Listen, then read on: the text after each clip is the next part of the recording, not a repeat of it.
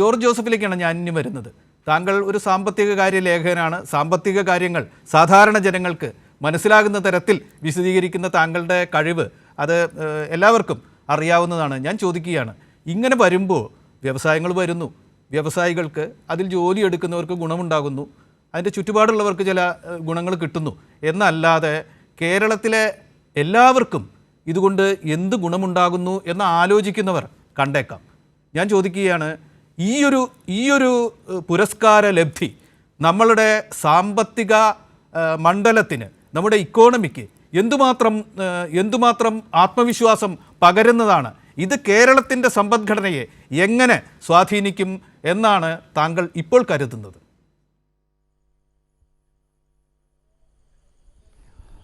ശ്രീ ചന്ദ്രശേഖർ, വളരെ പ്രധാനപ്പെട്ട ഒരു കാര്യമാണ് താങ്കൾ ചോദിച്ചത്. വളരെ നിർണായകമായിട്ടുള്ളൊരു കാര്യം കൂടിയാണ്.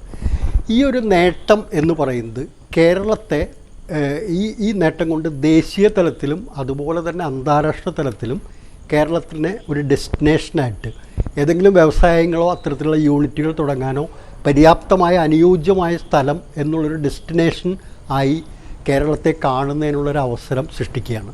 നേരത്തെ ചന്ദ്രശേഖരൻ സൂചിപ്പിച്ചതുപോലെ തന്നെ കേരളത്തെ ഇതപര്യന്തം ചില കെട്ടുകഥകൾ മെനഞ്ഞ് കുറേയൊക്കെ ചില വൈരനിര്യാതന ബുദ്ധിയോടുകൂടി തന്നെ ഇങ്ങനെ കേരളത്തിലെ വലിയ പ്രശ്നമാണ് കൊടി പിടിക്കലാണ്, എന്ത് തുടങ്ങിയാലും ഉടനെ തന്നെ അവിടെ കൊടി വരും, അങ്ങനെയാണ് CITUവിൻ്റെ ഭയങ്കര ആ രീതിയിലുള്ള ഒരു വലിയ വല്ലാത്തൊരു കഥ ചമയൽ ഇവിടെ നടന്നിരുന്നു. അത് എൻ്റെ അനുഭവത്തിൽ, പത്രപ്രവർത്തന ജീവിതത്തിലെ എൻ്റെ അനുഭവത്തിൽ ഈ സംഭവങ്ങൾ വളരെ വളരെ അസ്ഥാനത്തായിരുന്നു എന്നുള്ളത് ഉറച്ച ബോധ്യമുള്ള ഒരാളാണ് ഞാൻ. കാരണം കഴിഞ്ഞ 10-15 വർഷത്തിനിടയിൽ നമുക്ക് കേരളത്തിലൊരു വ്യവസായ യൂണിറ്റിൽ ഒരു അടച്ചിട്ട് കൊണ്ടുപോകുന്ന ഒരു സമരം എന്ന് പറയുന്നത് കാണാൻ എൻ്റെ ഓർമ്മയിലില്ല. വളരെ വിരളമായിട്ടുള്ളൊരു കാര്യമാണ്. ആ തരത്തിലുള്ളൊരു വലിയ മാറ്റം കേരളത്തിൽ നടന്ന ഒരു കാലഘട്ടത്തിലൂടെയാണ് നമ്മൾ കടന്നുപോയത്. അതുകൊണ്ടൊരു ഡെസ്റ്റിനേഷൻ ബേസ്ഡായിട്ട് ഒരു വലിയൊരു സെൻറ്റർ എന്നുള്ള രീതിയിലേക്ക് കേരളത്തിന് വലിയ മാറ്റം വരികയാണ്. ഒപ്പം വളരെ പ്രധാനപ്പെട്ടൊരു കാര്യം, ഇപ്പോൾ കേരളത്തെ പല അന്താരാഷ്ട്ര കമ്പനികളും IBM പോലുള്ള കമ്പനികൾ, അതുപോലെ തന്നെ വിദേശത്തു നിന്നുള്ള നിസാൻ പോലുള്ള കമ്പനികൾ, ഇവരൊക്കെ കേരളത്തിലേക്ക് ഉറ്റുനോക്കിക്കൊണ്ടിരിക്കുകയാണ്. ഞാൻ ഇന്നൊരു മാധ്യമ റിപ്പോർട്ട് കണ്ടത് തിരുവനന്തപുരത്ത് ടെക്നോ പാർക്കിലും മറ്റും സ്ഥലത്തിന് ആവശ്യക്കാർ വളരെ കൂടി വരുന്നു എന്നുള്ളൊരു റിപ്പോർട്ടാണ് കണ്ടത്. ആ തരത്തിൽ കേരളത്തെ ഇപ്പോൾ ബാംഗ്ലൂരിൽ നിന്നും അതുപോലെ തന്നെ ചെന്നൈയിൽ നിന്നും മറ്റ് കേന്ദ്രങ്ങളിൽ നിന്നൊക്കെ വ്യത്യസ്തമായി കേരളം അനുയോജ്യമായൊരു സ്ഥലമാണെന്ന് കണ്ടെത്തിയിരിക്കുന്ന ഒരു സ്ഥിതിവിശേഷമുണ്ട്. അങ്ങനെ വരുന്ന സാഹചര്യത്തിൽ കേരളത്തിലുണ്ടാകുന്ന നേട്ടം എന്ന് പറയുന്നത് തീർച്ചയായിട്ടും തൊഴിലവസരങ്ങളുടെ ഒരു കാര്യത്തിൽ ഒരു വലിയ ജമ്പ്, ഒരു കുതിച്ചു ചാട്ടം തന്നെ കേരളത്തിലുണ്ടാവുകയാണ്. അങ്ങനെ വരുമ്പോൾ നമ്മുടെ കേരളത്തിൻ്റെ പ്രശ്നം എന്താ? അഭ്യസ്തവിദ്യരായ ആളുകൾക്ക് ആവശ്യത്തിനുള്ള തൊഴിൽ ലഭ്യത, തൊഴിൽ മാർക്കറ്റ് സൃഷ്ടിക്കപ്പെടുന്നില്ല എന്നുള്ളതാണ് നമ്മുടെ ഒരു ന്യൂനത എന്ന് പറയുന്നത്. അതുകൊണ്ടാണ് വിദേശത്തേക്ക് പ്രൊഫഷണലുകളടക്കമുള്ള ആളുകൾ പോകുന്ന ഒരു സാഹചര്യം വരുന്നത്. കേരളത്തിന് വേണ്ടത് പ്രൊഫഷണലുകൾക്ക്, ഉന്നത വിദ്യാഭ്യാസ യോഗ്യതയുള്ള ആളുകൾക്ക് വേണ്ട തൊഴിലവസരങ്ങളാണ് കേരളത്തിലുണ്ടാകേണ്ടത്. അതിനനുയോജ്യമായൊരു സാഹചര്യമാണ് കേരളത്തിൽ ഇപ്പോൾ ഉരുത്തിരിയുന്നത്. അതിന് ഈ റാങ്കിങ്ങിൽ 1-ാം സ്ഥാനം എന്ന് പറയുന്നത് വലിയൊരു ഇൻഡിക്കേഷൻ ലോകത്തിന് മുമ്പാകെ വയ്ക്കുകയാണ്. ഇവിടേക്ക് വന്നാൽ അത് ചെയ്യാൻ കഴിയും എന്നുള്ളൊരു ആത്മവിശ്വാസം നൽകുകയാണ്. ഇതോടൊപ്പം ചേർത്ത് വായിക്കേണ്ട ഒരു കാര്യം കൂടി നമ്മളുണ്ട്. അതായത് നമ്മളിപ്പോൾ സ്വകാര്യ മേഖലയുടെ കാര്യമാണ് നമ്മൾ അധികവും ചർച്ചയിലൂടെ ഉയർന്നു വന്നത്. പക്ഷേ കേരളത്തിലെ പൊതുമേഖല മികച്ച പ്രകടനം കാഴ്ചവെക്കുകയാണ്. 20-ലധികം പൊതുമേഖലാ സ്ഥാപനങ്ങൾ വലിയ തോതിലുള്ള ലാഭത്തിലേക്ക് മാറിയിരിക്കുന്നു.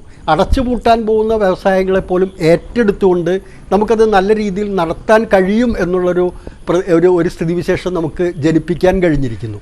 അപ്പോൾ അതുകൊണ്ട് മാനുഫാക്ചറിങ് രംഗത്ത് കേരളത്തിന് ഇപ്പോൾ നേരത്തെ പറഞ്ഞ പോലെ വൻകിട മാനുഫാക്ചറിങ് രംഗം കേരളത്തിന് നമുക്ക് സ്ഥലപരിമിതിയുണ്ട്, പല പൊല്യൂഷൻ ഉൾപ്പെടെയുള്ള പ്രശ്നങ്ങളൊക്കെ ഉണ്ട്.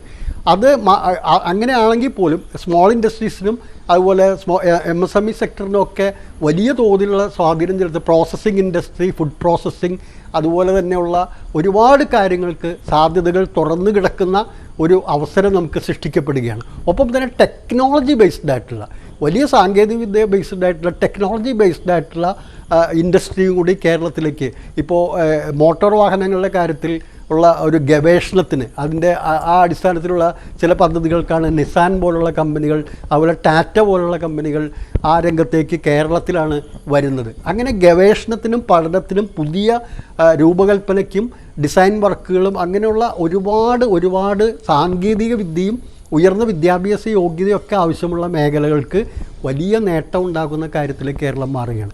അത് വേറൊരു വിധത്തിൽ ഞാൻ പറഞ്ഞ തൊഴിൽ വർദ്ധിപ്പിക്കുന്നതിനോടൊപ്പം തന്നെ കേരളത്തിൻ്റെ സമ്പദ്ഘടനയെ ചലിപ്പിക്കുന്ന ഒരു കാര്യമായിട്ട് വരും. കൂടുതൽ ആളുകൾക്ക് തൊഴിൽ ലഭിക്കുകയും അവർക്ക് വരുമാനം ലഭിക്കുകയും ചെയ്യുമ്പോൾ ഉണ്ടാകുന്ന പ്രത്യേകത എന്താ?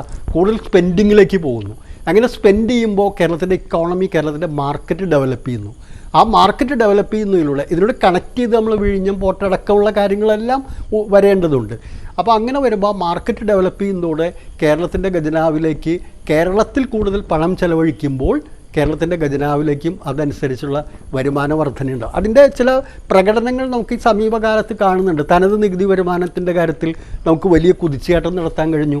അങ്ങനൊരു കുതിച്ചുചാട്ടം നടത്തിയതുകൊണ്ടാണ് കേരളം കേന്ദ്ര സർക്കാർ പല രീതിയിൽ അവഗണിക്കുമ്പോഴും കേരളത്തിൻ്റെ സമ്പദ് വ്യവസ്ഥയ്ക്ക് തനതായി തന്നെ മുമ്പോട്ട് പോകാൻ കഴിയുന്നത്. അപ്പോൾ ഇത്തരം പ്രവർത്തനങ്ങൾ കൂടി വരുന്നതോടുകൂടി കേരളത്തിൻ്റെ സമ്പദ് വ്യവസ്ഥ കൂടുതൽ വൈബ്രൻ്റ് ആവും. അങ്ങനെ വൈബ്രൻ്റ് ആവുന്ന സാഹചര്യത്തിൽ വിദേശത്ത് നിന്ന് ടെക്നോളജി അധിഷ്ഠിതം വേറൊരു പ്രത്യേകത ചന്ദ്രശേഖർ ശ്രദ്ധിച്ചിട്ടുണ്ടോ എന്ന് എനിക്കറിയില്ല. കേരളത്തിലേക്ക് മടങ്ങി വരുന്നതിന് ആളുകൾ കുറച്ച് താല്പര്യം പ്രകടമാക്കുന്നൊരു സ്ഥിതിവിശേഷം കൂടി ഉണ്ട് ഇപ്പോൾ. അത് വലിയ തോതിലേക്ക് വളർന്നു എന്നുള്ള അർത്ഥത്തിലല്ല ഞാൻ പറയുന്നത്. പക്ഷേ ആ രീതിയിൽ കേരളത്തിൽ വന്നാൽ ആവശ്യമായ വേതനവും കാര്യങ്ങളുമൊക്കെ ലഭിക്കും. അതുകൊണ്ട് കേരളത്തിൽ ജോലി ചെയ്യുന്നതിൽ കുഴപ്പമുണ്ടാവില്ല എന്നുള്ളൊരു വിശ്വാസത്തിലേക്ക് വന്ന് ഇത്തരത്തിലുള്ള ടെക്നോളജി അധിഷ്ഠിതമായ പ്രൊഫഷണലുകൾ തിരിച്ച് വരുന്നതിനുള്ളൊരു സാഹചര്യം കൂടി മെല്ലെയാണെങ്കിലും കേരളത്തിൽ ഒരുങ്ങുന്നുണ്ട്. അതുകൊണ്ട്